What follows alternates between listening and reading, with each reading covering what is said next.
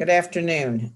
My name is Maggie McIntosh. I'm chair of the Appropriations Committee, and I'm joined today by my Senate counterpart, Chairman Guy Gazzoni, who will give remarks in just a moment. But today we are meeting jointly between Appropriations and Budget and Tax to go over supplemental budget number 5, the general fund impact.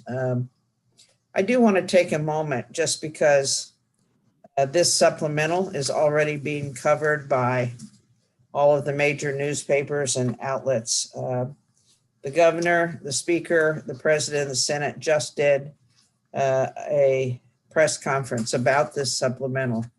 It is, at least in my experience, the largest supplemental I've ever seen come through. It reflects the expenditures, or it reflects the money that will be coming to the state from the federal government in the form of relief from the pandemic.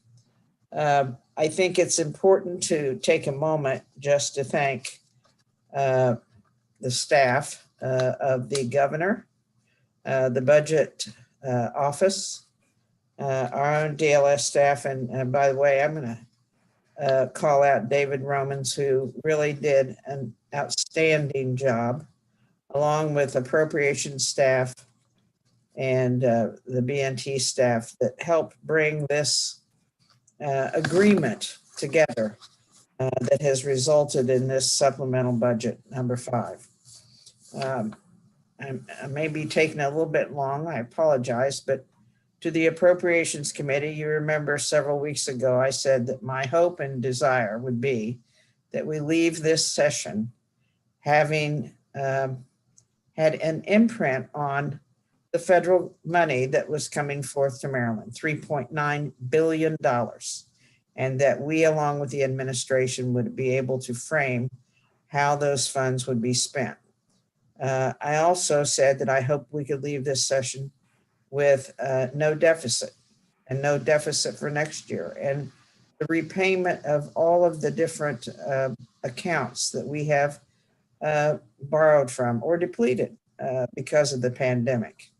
And this is what's been achieved in collaboration with the governor's office and our friends in the Senate. So with that, I am very thankful to have this moment arrive to go through this supplemental budget, which will be integrated into the budget that we both chambers have passed, and will go to conference committee. With that, Senator Gazzoni, you want to say anything for the good of the order?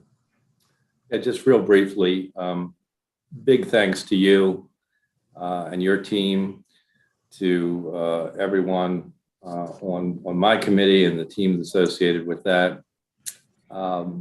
This is a pretty big moment to have this level of agreement with the governor, with both houses, bipartisan way, to put forth some major, and as you will hear, some major programming.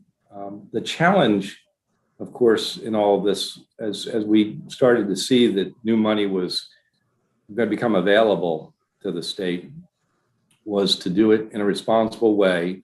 And in my mind, what that simply meant was to do our very best for the people who are in need now, and then set ourselves up for a future of stability.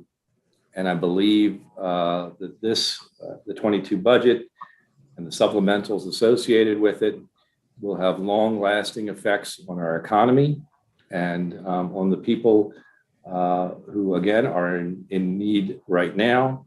And as we'll talk soon, and you'll see, we really have put aside a good chunk of money for what we refer to as good government, to ensure that in the long term, we can all be proud of this moment and what we've been able to put together for the future.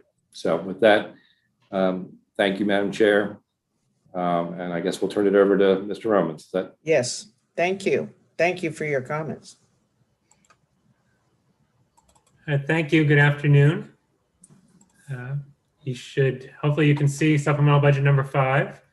We have a few pages of documents to go through it, looking at it in different ways. There's a tremendous number of items in this supplemental, as was this Chair McIntosh referenced. This is, I believe, the longest supplemental we've ever seen, about 200 items in total.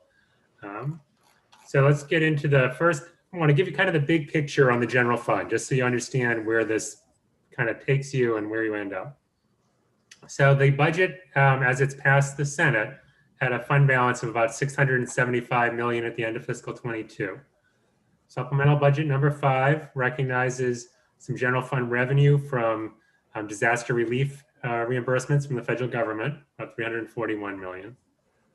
There's significant savings from fund swaps using some of the federal stimulus from March to substitute for state funds. So we're going to be able to save $306 million by paying for most of the expenses in the Relief Act with the federal dollars rather than state dollars, which saves the general fund money. The stimulus checks that were part of the Relief Act also can be paid for with the federal dollars. And then you can see there's some smaller items there, some money for quarantine pay and healthcare costs and so forth, that also we can swap from state dollars to the federal dollars. So about $590 million of help there. It's worth noting that in addition to that, the governor will be doing a budget amendment to fund. In December, the governor took money out of the rainy day fund and used it to fund business relief, $250 million. They'll do a budget amendment to put that money back in the rainy day fund and use federal dollars to pay for those things as well. So that's an additional way the state picks up some savings. The supplemental also makes a couple of other adjustments. As you'll see in a moment, it adds quite a bit of money to sort of temporarily cover disaster relief costs that the federal government will eventually pay for.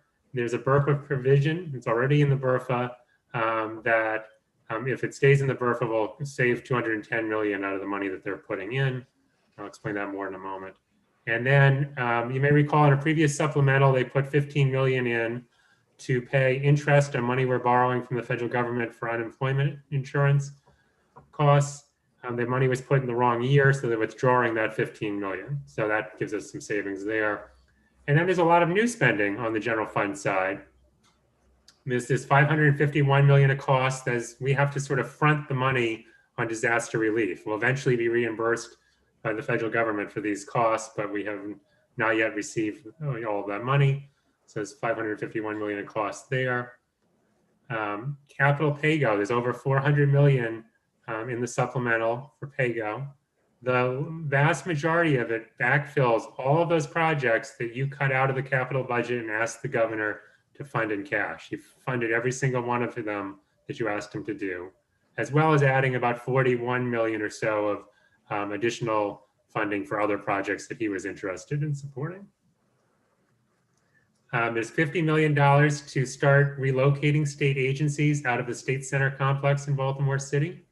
It sounds like this will be a multi-year exercise. And there's about $106 million of additional general fund spending on a whole variety of items. So bottom line here is you end up under the Senate budget plan with a general fund balance of $707 million and a rainy day fund balance of nearly $1.4 billion. So over $2 billion of cash reserves.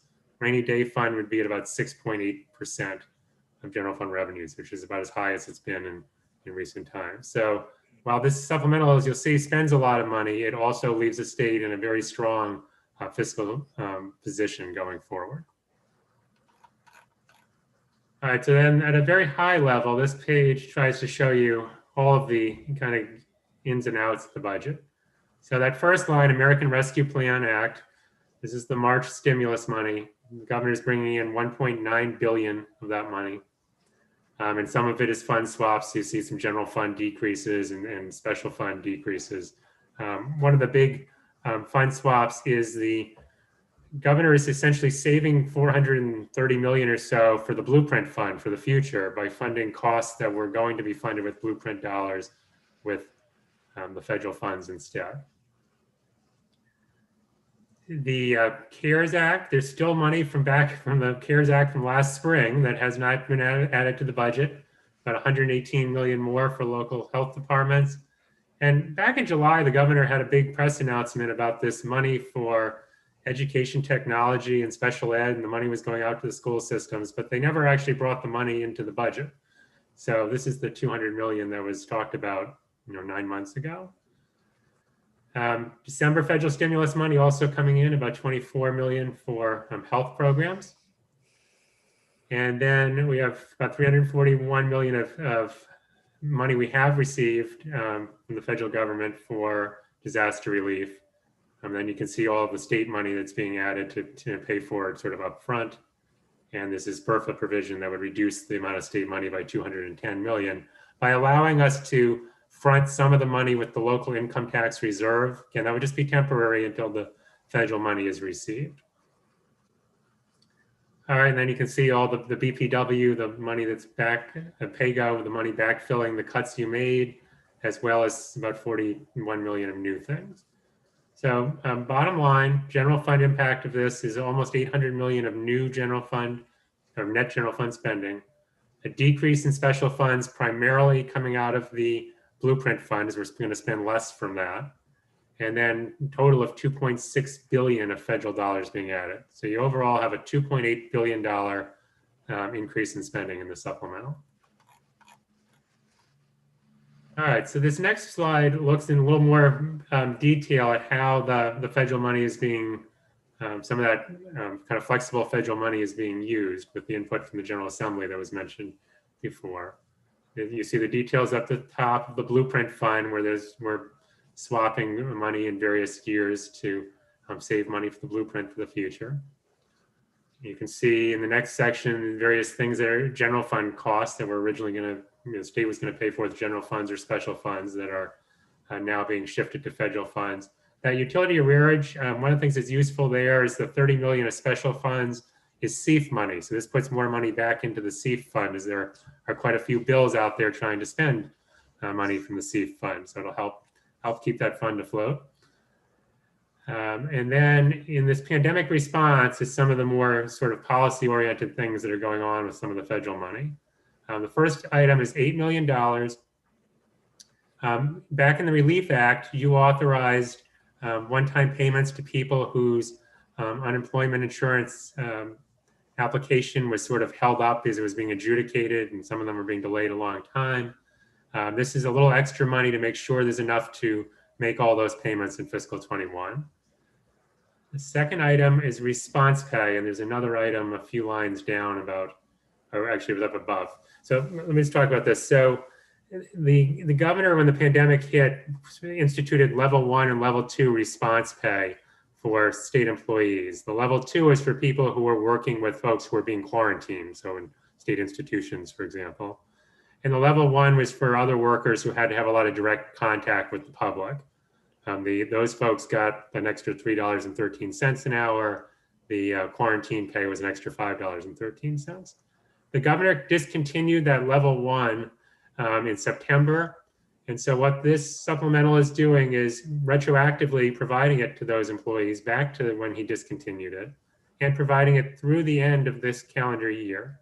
And the supplemental also supports continuing the level 2 through the end of the calendar year. The governor had already continued that through the end of the fiscal year. So through the end of calendar 2021, the level 1 and level 2 response pay will be paid, and there'll be some retroactive pay for the folks who didn't get anything from September until now. There's a couple of items altogether. That's about 100 million of federal spending. This third item under pandemic response, 26 million for nursing homes to increase their rates temporarily by 2%. So that'd be for all of fiscal 22 to help offset some of the revenue losses and costs they've incurred during the pandemic. Next item is 46 million to continue the extra $100 a month benefit for each recipient of temporary cash assistance and temporary disability assistance program from July through December of this year. There is 20 million for arrearage and bill assistance for lower income people. That goes along with House Bill 606, which I believe is in the Senate at this point. 10 million of that is in fiscal 21, 10 million in fiscal 22. There is 2 pots of 37.5 million for apprenticeship and employment training. 37.5 is in the fiscal 22 budget for the Department of Labor to use for workforce training and apprenticeships. The other 37.5 is in the dedicated purpose fund, with the concept being it would likely be used in fiscal 23 to continue what started in fiscal 22. Similarly, there's two pots for heating, ventilation, and air conditioning for public schools. 40 million that's been added to fiscal 22 to go ahead and spend sort of as additional capital spending, and 40 million in the dedicated purpose fund to do another round of that in fiscal 23. There then, and it's scattered into various pots here, but there's essentially throughout the supplemental almost $300 million for broadband. And it does a variety of things, including money to do the infrastructure that's believed the state needs to do to kind of finish rolling out the broadband infrastructure, as well as subsidizing for low-income people their ability to get access for the next year until the pandemic is over, and providing some subsidies to help people obtain devices so that they can make use of the broadband if they have access. And there's a variety of other smaller parts of that, but it's a substantial amount of money. Some of it is in the DHCD budget for fiscal 22. Some of it is in the dedicated purpose fund, and it'll be kind of taken out both in 22 and in future years as we need it to pay for those various expenses. There's 505 million, which is sort of separate from the kind of the state pot of money. This is local money that under the federal law has to flow through the state budget. So we're adding 505 million of money for the municipalities that will flow through to them. And so the state will just send this on to the municipalities consistent with federal law, but it has to be budgeted. The state, there's 5 million in the Department of Commerce for grants to facilitate telework, and this is in the private sector. There's more you can see in the State Reserve Fund. There's a big chunk for the broadband, the HVAC we talked about. There's 46 million to pay for the transitional supplemental instruction related to the blueprint in fiscal 23. So some additional relief to help ease the burden on the blueprint fund in the next year. And then there's $10 million to try to facilitate state employees being able to telework, trying to broaden the number who can telework and make sure they can continue to do so going forward. And then the rest of that apprenticeship money that I already talked about. And the final item on this page is home monitoring. $5 million to pay for the home monitoring for people who were released early from the correctional system because of the COVID pandemic. As you'll recall, a number of people were released to try to stop the spread and keep people healthy. So this would help to pay for their monitoring. Now they're at their home. So that's sort of on the kind of big picture on the pandemic response. One thing that's not on the chart that I do want to mention is there's a $140 million federal funds swap going on where we're going to pay for temporary cash assistance costs in both fiscal 21 and 22 with the federal stimulus dollars, because temporary cash assistance, which is our major welfare program, has seen a big caseload increase. So it's clearly driven by the pandemic, and we can cover those additional costs with these new federal dollars. And what that lets us do is save 140 million of federal TANF block grant dollars that you can carry forward to future years. Save that so that we'll have that money for future years to help support the Department of Human Services costs. So it's another way that we're sort of banking some money to help cover future expenses. All right, so now we get to the very, very long list of projects and things that are in the supplemental. I am not going to try to go through them all. I think this has been shared with you. It's certainly widely available. I do want to hit on just a couple of items if it's okay with the chairs. Okay, the first one on this page, disparity grants. So, last year the governor vetoed the bill to enhance the disparity grant going forward. You overrode the veto, and you provided $5 million in the Relief Act to some of the counties to kind of give them some of the money they should have gotten. The governor is bringing the rest of the money for the counties so he's basically funding the thing he vetoed. I think that's really the only item on this page I wanted to highlight for you. There's a lot of spending across different state agencies.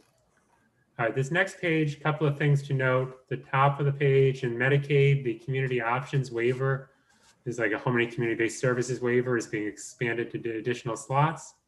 The governor is also funding the expansion of Medicaid postpartum coverage from 2 months to 12 months. It costs about $8 million.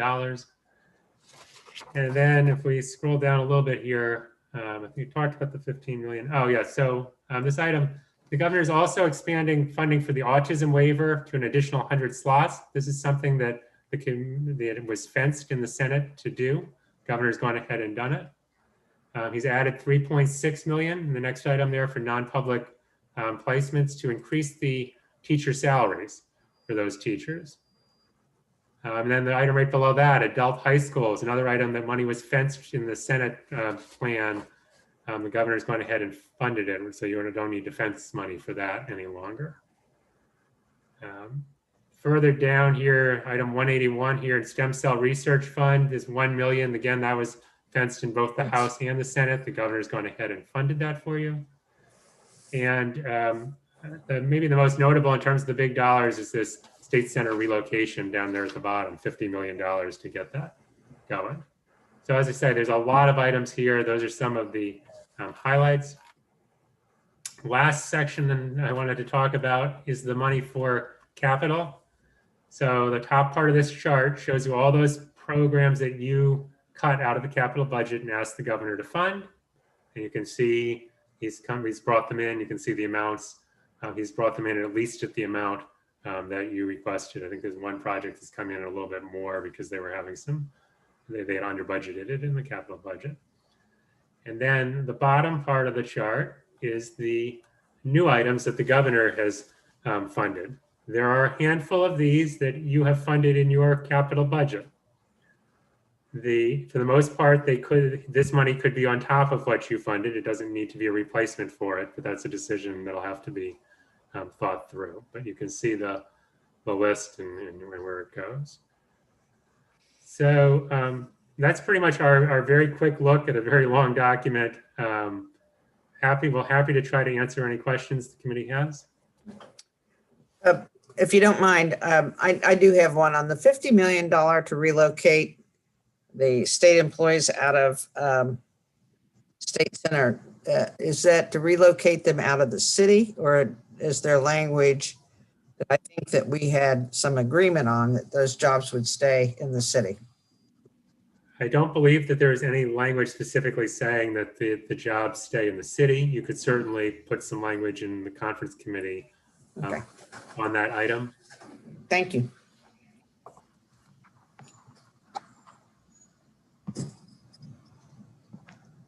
Any other questions? Oh, Delegate Corman. Thank you, Madam Chair. David, thank you. I know you have not had a lot of time to digest this, but on the special needs teachers, that's for FY22, that money, right? Correct. Thank you. Thank you, Madam Chair. Senator Eckert. Thank you very much, Mr. Chair, Madam Chair, and David. I had a couple of questions. The first one was about the local management board money. That was $1 million stated here. Was that 10 million that was cut previously, or was it 1 million? I believe it was 1 million. I was told that this was restoring the cut the Board of Public Works took back. Correct. That's what I was looking about. And then with this federal money, are there any stipulations, any constraints? Does it have to be used by the end of 24? Can it only be used for XYZ? Can you tell us what they might be? Yes, so it needs to be used by the end of calendar year 2024, so quite a bit of time. Generally, the federal government has not released its guidance, so we're just reading what the bill actually says, the federal bill says. But it basically can be used to respond to COVID-related impacts, including economic impacts, impacts on households, and so forth, as well as for things like broadband infrastructure, sewer infrastructure, those sort of projects. So it's fairly broad, but until we see the guidance from the U.S. Department of Treasury, it's a little hard to say just quite how broad. But I think both the administration and DLS agree that the uses that are presented here seem to be allowable under what we've seen from the federal government thus far. I should just add one thing I didn't mention before is that the supplemental does not bring in the whole 3.9 billion. There's a substantial amount that the governor has not yet brought in that we understand are likely to be used for his priorities, which would be unemployment insurance, trying to support that fund so that the tax rates can eventually come down there, and for transportation projects. But that money hasn't been added. One of the issues, I think, is we're waiting to see if the federal government is okay with the state using the money for unemployment insurance and putting it into that fund. Great, and then thank you. I had one more. There was it a 10 million amount additional to the municipalities? But I noticed there was none to the counties in the previous package. Many of our municipalities actually, who were smaller than our counties, had a bigger relief package than our counties. So I was just curious that there's an imbalance there. So I guess the good news for the counties is the county money in the federal bill goes directly to the counties. It does not pass through the state budget this time. So all of the counties are getting substantial amounts of funding directly from the federal government. In addition to that, this bill is very expansive in providing every municipality in the state essentially is getting some chunk of money. I've learned the names of municipalities that I had never heard of before. Yes, the bill. our Brookview is very happy. Thank you. Thank you, Mr. Chair, Madam Chair. Delegate Resnick. Thank you, Madam Chair. David, thank you. There are so many hands up. It looks like this is the first time you're presenting before our committees. I have a very quick question with regard to the additional autism waiver slots. You said at 2 million for 100 slots. Yeah. Since this is just in this budget, I'm assuming this is one-time money. So next year, those slots disappear, correct? I would be surprised. I mean, there's no guarantee, but I mean, traditionally, when the state has expanded that waiver, we don't go backwards. We add slots and we stay at the new higher level. It was just something we need to monitor just in case, because next year's a bad year.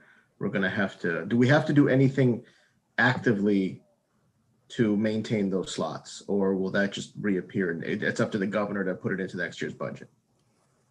I think it's up to the governor. I think we have to, tell the federal government we're expanding, and I don't know if there's any rules around, retrenching from an expansion that you've already done.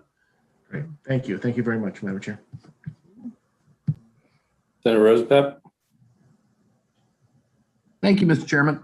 You already answered two of my questions, David, about transportation and about unemployment. So my one question then is, as we know, President Biden announced this week the contours of his major infrastructure. And that includes significant broadband along with other things. So my question is, we're putting a lot of this money towards broadband. If later this year, which I expect to be the case, the Congress in fact does pass major infrastructure package, jobs package with federal money for broadband, how will they work with each other? I know it's speculative because you don't even know what the mechanics are, but we're swapping out money here and there. So I presume, but I'm curious, the money we're putting for broadband now, if we get more money from the federal government for broadband later this year or next year, and then swap that back out and do what the governor has done with the other pots of money, which is put in savings accounts and that sort of thing. Yeah, I mean, I think that's certainly true. If we got a huge chunk of broadband money out of the infrastructure bill and it was more than we needed, we could certainly do swapping in the future to use that money first and use the money budgeted here for broadband for something else. And so I presume that would be similar to whatever happens with transportation, because it'll be the same. It'll be the same issue, right? Right. There's a lot of flexibility to do budget amendments and adjust as we go. I mean, I think as I said, there's quite a bit of money that's not in here yet, so you're definitely going to see more budget amendments. And as we've done throughout the pandemic, as we've gotten more federal money, the administration has adjusted its spending mix, different pots of money based on what federal funding is available. So that will continue to be an option. The reason I raise all that is looking at the context of this and the way the governor has operated and we've operated and the way this plan operates. It's really a very fiscally conservative approach. We're making sure that we're not locking in long-term commitments we can't fund.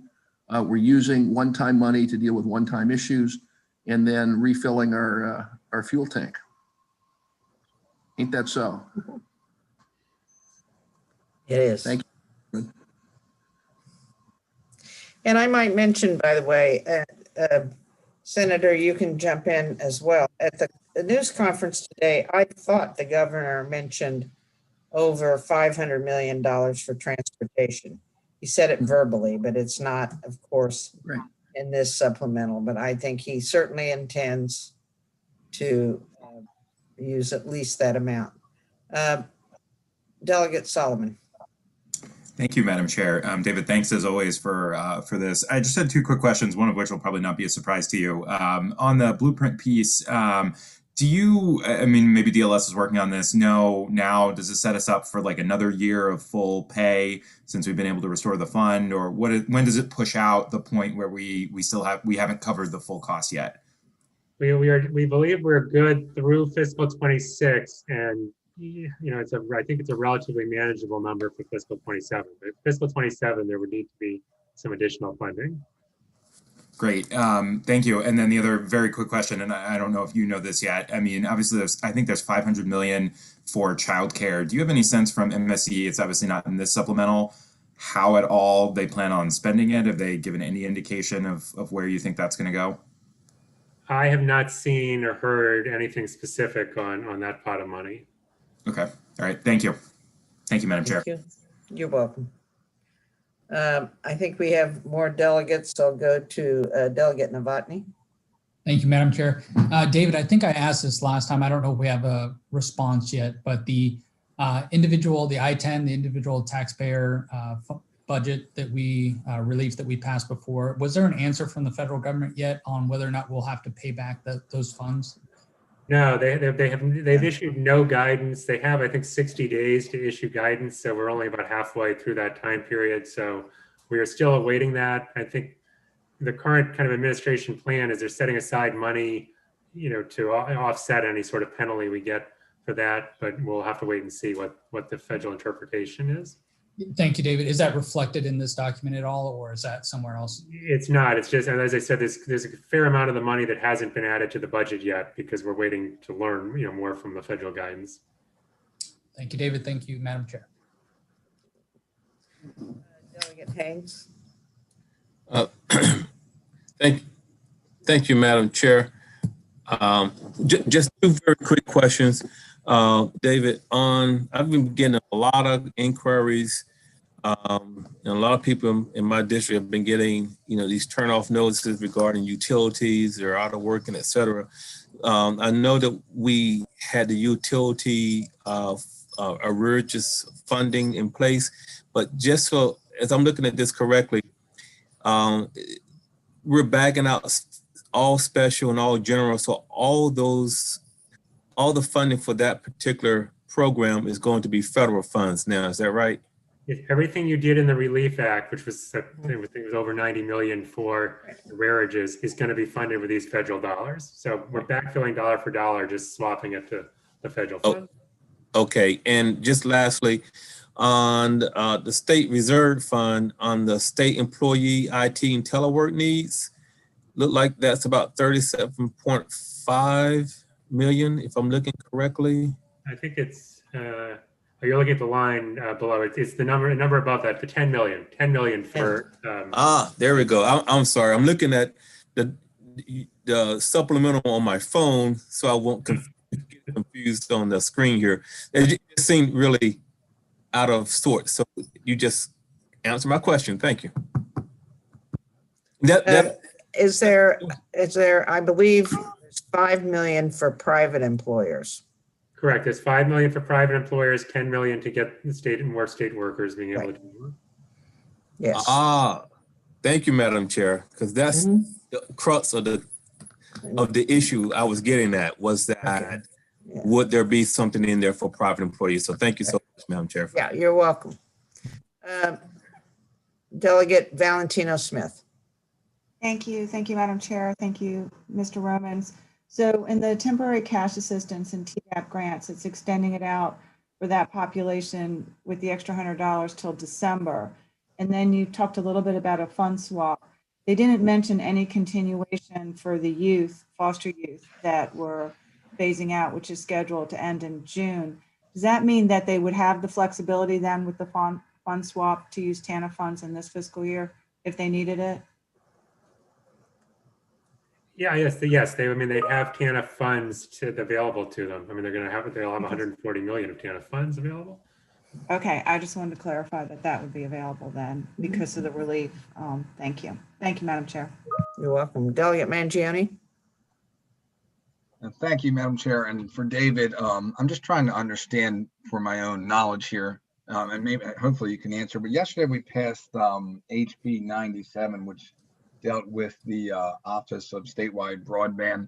I'm not sure, are you familiar with that? And if so, like, how will that, I guess, partner up with? I mean, that was a lot of money that you mentioned, somewhere around 300 million. 300 million for the broadband. And so how does that work? Will that be part of that new bill, or how will that 300 million in terms of be determined where it goes for the broadband and the rural areas and the underserved areas? I know it's kind of a broad question, but I'm just trying to learn a little bit more. Thanks, because I know we get a lot of emails about that up in the northern part of where my district represents. Right. I think the idea was that the infrastructure money in the budget is, in theory, and I can't swear to this, enough to deal with the rest of the state in terms of putting the broadband infrastructure in. So I think it's going to be up to the administration in terms of rolling it out and where they start and so forth. In terms of that bill, I think it's likely if that bill passes that office would then be in charge of the program. And right now the money is in the Department of Housing and Community Development, which has been managing broadband activities. Okay. No, I appreciate that answer. I just trying to learn a little bit more about it because I know we do get hit a lot with that issue. So thank you for that. Thank you, Madam Chair. You're very welcome. Delegate Resnick, do you have another question? I do, Madam Chair, and I apologize for this. Okay, that's okay. But I did forget to ask. David, I know that this past year and even in the past, the Governor's Office of Crime Prevention has dramatically underspent VOCA funds and other victim services funds, even sending some money back. Is there anything, I'm not seeing it, so is there anything in this supplemental that shows an enhancement for victim services in that realm? I believe no. Okay. All right, thank you. I didn't see it, so I just wanted to make sure I wasn't missing it. Thank you. Okay. That's all the questions I see. Senator, you want to close it out?